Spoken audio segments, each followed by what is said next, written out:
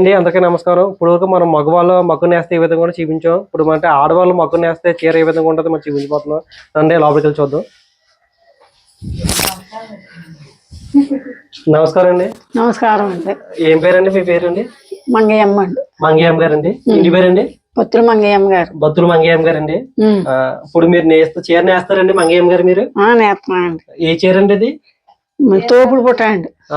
ఏ రంగు వస్తుందండి ఇది? 2 చీరలకు రంగు వస్తుందండి. 2 చీరలకు రంగు వస్తుందండి. అంటే రంగు ఏ రంగు చెప్పగలరు ఇది క్లారిటీగా మీరు? దీని పేరు ఆరెంజ్ కలర్ అండి ఇది?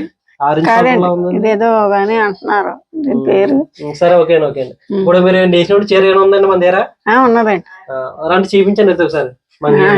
చూపెడతాను. మంగయ్యమ్మ అంటే ముందు మన నేసినట్టు చీర ఉందంటే ఆ చీర చూపిస్తారు మనకి. చూద్దాం కానీ మంగయ్యమ్మ చూపిస్తుంది.